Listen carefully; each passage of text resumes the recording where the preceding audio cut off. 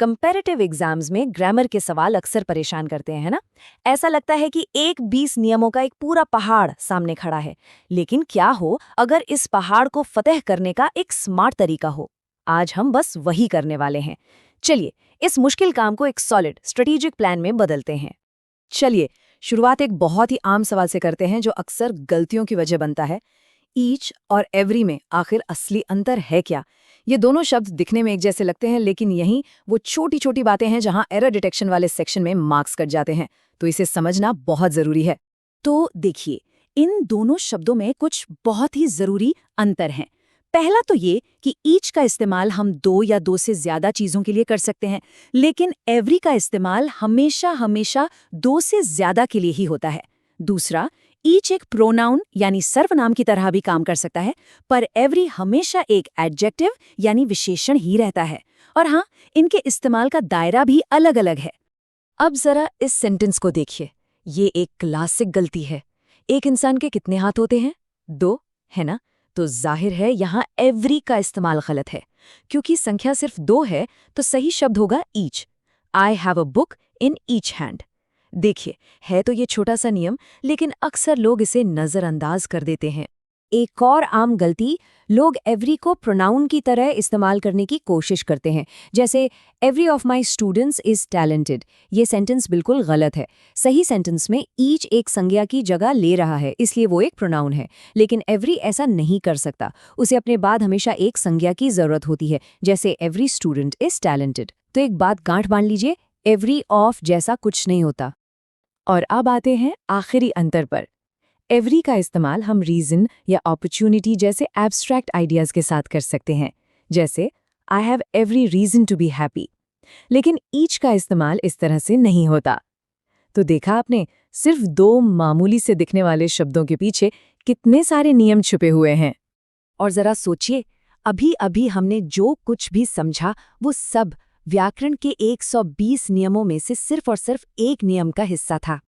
और यही वो विशाल पहाड़ है जिसका सामना ज्यादातर लोग करते हैं। व्याकरण के 120 अलग-अलग नियम, और हर एक नियम की अपनी अलग बारीकियां और एक्सेप्शंस हैं। इसे देखकर घबराहट होना तो स्वाभाविक है। तो ये सब सुनकर थोड़ा ओवरवेलमिंग लग रहा है कि 120 नियम कैसे होंगे? पर रुकिए, घबराने की बिल्कुल जरूरत नहीं है। इसका सॉल्यूशन रटना तो बिल्कुल नहीं है। सॉल्यूशन है ऑर्गेनाइजेशन। सोचिए, 120 नियमों को रैंडमली याद करने की जगह अगर हम उन्हें एक लॉजिकल सिस्टम में ग्रुप कर दें तो जब चीजें ऑर्गेनाइज हो जाती है ना, तो मुश्किल से मुश्किल काम भी आसान लगने लगता है। तो चलिए देखते हैं कि ये सिस्टम काम कैसे करता है। हमारी पूरी स्ट्रैटेजी की शुरुआत होती है एक मजबूत नींव रखने से। जैसे एक बड़ी इमारत के लिए एक मजबूत फाउंडेशन जरूरी है, ठीक वैसे ही ग्रामर के लिए उसके बिल्डिंग ब्लॉक्स को समझना जरूरी है।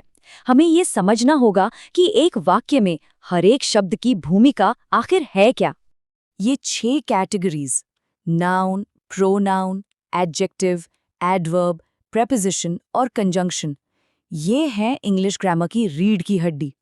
एक बार अगर इनकी भूमिका और इनका आपस में कनेक्शन समझ आ गया, तो समझ लीजिए आधे से ज्यादा नियम तो अपने आप ही साफ होने लगते हैं।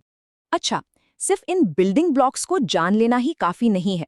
कंपैरेटिव एग्जाम्स में अच्छा स्कोर करने के लिए उन खास जगहों पर फोकस करना होगा जहां अक्सर गलतियां होती हैं, जैसे लगेज या इंफॉर्मेशन। जैसे अनकाउंटेबल नाउन्स में एस लगा देना, या हु और हुम के बीच का फर्क ना समझ पाना।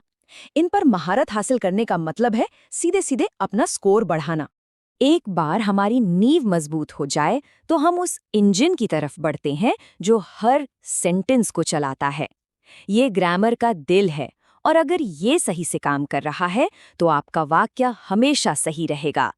एक अंदाजे के मुताबिक कम्पिटिटिव एग्जाम्स में ग्रामर की लगभग 50% गलतियां सिर्फ और सिर्फ सब्जेक्ट वर्ब अग्रीमेंट और टेंस से जुड़ी होती हैं। अगर ये 2 चीजें अच्छी तरह समझ आ गईं, जैसे कि एज वेल एज के साथ वर्ब किसके हिसाब से लगता है, या इफ वाले वाक्यों के अलग अलग स्ट्रक्चर्स, तो आप आधी लड़ाई तो समझो यहीं जीत गए। ये जो सिंपल 3 स्टेप वाला रूटीन है ना, ये आपकी सीखने की पूरी प्रक्रिया को बदल सकता है। रोज एक टॉपिक का थ्योरी समझिए, फिर सिर्फ उसी टॉपिक पर पिछले सालों में आए सवालों को हल कीजिए, और हफ्ते के आखिर में सब कुछ जल्दी से रिवाइज कर लीजिए। ये तरीका सीखने को एक लंबी सी मैराथन के बजाय छोटी छोटी आसान दौड़ों में बदल देता है। और यही है सबसे जरूरी माइंडसेट शिफ्ट। लक्ष्य 120 नियम रटना नहीं है, बल्कि ये समझना है कि ये सारे नियम एक दूसरे से जुड़े कैसे हैं और एक सिस्टम की तरह काम कैसे करते हैं। जब आप सिस्टम को समझ जाते हैं तो नियम खुद ब खुद याद रहने लगते हैं। तो ग्रामर के इस विशाल पहाड़ को एक मजबूत नींव और एक शक्तिशाली कोर में तोड़कर आगे का रास्ता बिल्कुल साफ हो जाता है। ये सफर मुश्किल लग सकता है, पर सही स्ट्रैटेजी के साथ इसे जीता जा सकता है। तो सवाल बस इतना है, अपना पहला कदम उठाने के लिए क्या हम आज तैयार हैं?